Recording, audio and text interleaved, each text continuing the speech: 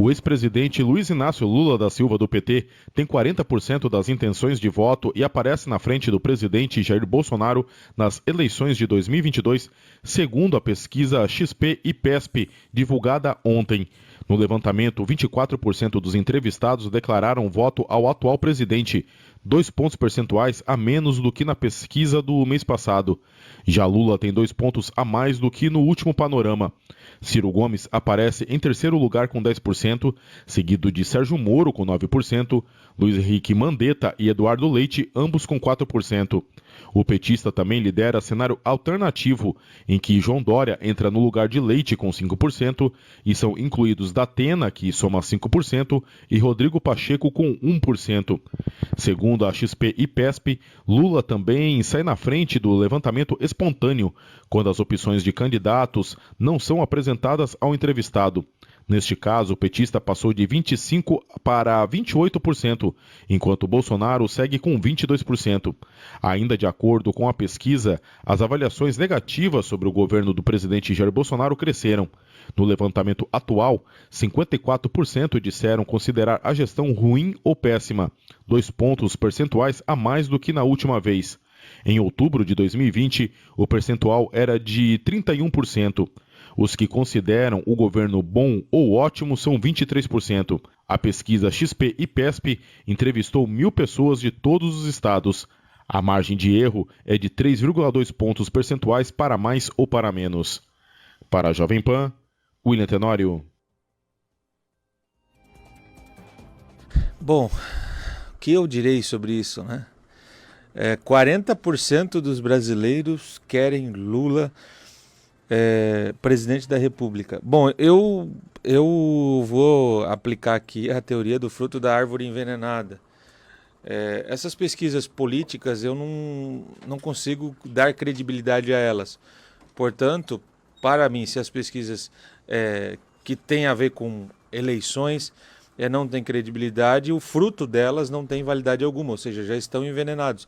O fruto, o resultado dessas pesquisas, para mim, não tem valor. Eu consigo lembrar aqui de pesquisas e seus erros. E erros graves. Nós tivemos erros graves aqui em Joinville. É só lembrar que teve uma pesquisa que o Kennedy Nunes estava eleito na sexta-feira. E no domingo ele perdeu a eleição. Será que a maioria do eleitor joinvilense virou o voto da noite para o dia assim? Será que houve uma mudança da noite para o dia numa discussão política em Minas Gerais, quando Dilma Rousseff deixou de ser a mais votada, a mais cotada para ser a mais votada ao Senado? Será que Manuela Dávila, da noite para o dia, deixou de ser a mais cotada para ser prefeita de Porto Alegre? Será que Boulos deixou, da noite para o dia, de ser o mais cotado para ser prefeito de São Paulo e o Covas foi reeleito? Será que a Arraes deixou de ser a mais cotada em Recife e acabou perdendo para o João Campos a eleição no seu estado, na capital, no Recife? Será que em outros estados, em outros lugares, ou no nosso país, por exemplo, quando Haddad ganhava de Bolsonaro nas pesquisas, será que a população muda de ideia da noite para o dia? Certamente que não. Não é bem assim. As pesquisas eleitorais, elas estão viciadas há muito tempo.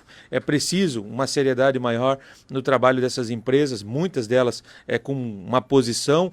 Eu não vou generalizar, porque eu sei que tem algumas que fazem um trabalho diferente, tentam pelo menos trabalhar diferente, mas algumas seguem, inclusive algumas são de empresas que têm o objetivo de perseguir figura A ou figura B na política. Portanto, eu aplico aqui a teoria do fruto da árvore envenenada, porque o fruto dessa pesquisa está envenenado, porque não acredito no modelo de pesquisa que temos.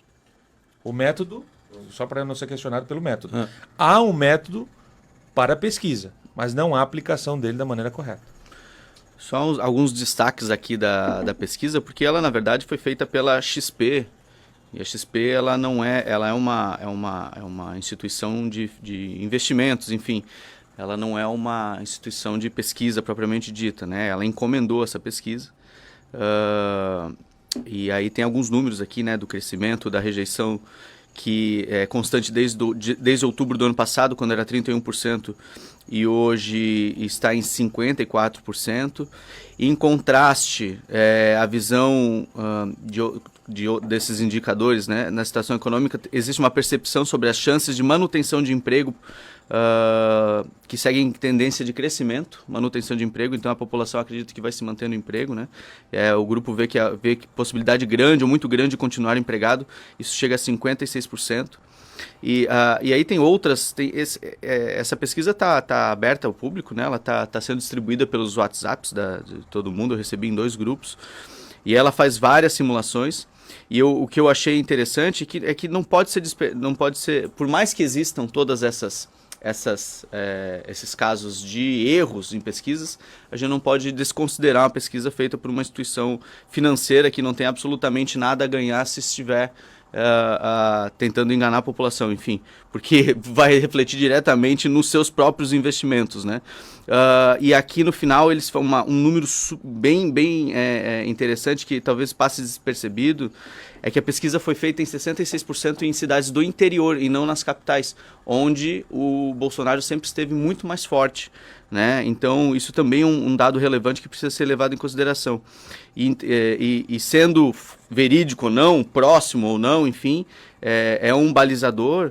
E eu acredito que o discurso do Bolsonaro já começa a ficar um pouco mais moderado, por exemplo, nesse discurso que a gente acabou de ver, de que ele fala que não serão as forças militares o fator de ruptura no Brasil, sendo que ele foi acusado de incitar, né, ou de usar a imagem das Forças Armadas na semana passada. Enfim, então eu acredito que isso tudo é uma movimentação que já começa a acontecer baseado nesses números que vão aparecendo. Ele fez o uso das Forças Armadas dentro da Constituição. Ele é o chefe supremo das Forças Armadas, ele pode ver um desfile das Forças Armadas, ele pode dizer, o que eu acho que foi um equívoco foi dizer que era o poder moderador, porque há uma questão doutrinária em relação ao poder moderador. Mas fora isso, ele cumpriu aquilo que é dentro das Constituições, dentro da Constituição. Mas usaram amplamente isso contra ele, é isso que eu quero dizer, não que ele tenha feito, entendi, né, mas que... Né? Eu continuo considerando que nós não temos um retrospecto positivo de pesquisas eleitorais para a gente valorizar ou validar. Ainda mais considerando que Lula tem 40% dos votos válidos. É muita coisa. É uma realidade difícil de ser compreendida. Basta a gente ver que não há só Bolsonaro na fila do pão. O brasileiro, eu não consigo acreditar que o brasileiro, em sua quase... maioria esteja preferindo Lula a qualquer outro candidato, ao próprio Ciro Gomes. Qualquer um de esquerda com decência votaria em Ciro Gomes e não votaria em Lula. É uma questão, aqui, não é nem pelo Bolsonaro estar perdendo ou não, mas o Lula ter 40% forçar a barra. Sequer deveria estar apto Exato. A ser votado. Você tem, eu sempre falo, o Ciro Gomes é uma figura política que há contraposições ideológicas, mas eu não consigo admitir que a esquerda dê preferência ao Lula e coloque Ciro Gomes para fora dessa discussão. Não estou dizendo nem Bolsonaro, tem outras figuras no cenário político. Aí João Dória cai lá para 5%. Enfim, eu não consigo validar.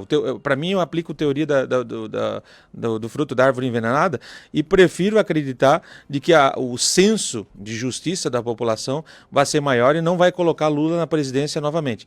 É isso que eu acredito. Por enquanto, para mim, as pesquisas continuam seguindo o seu retrospecto.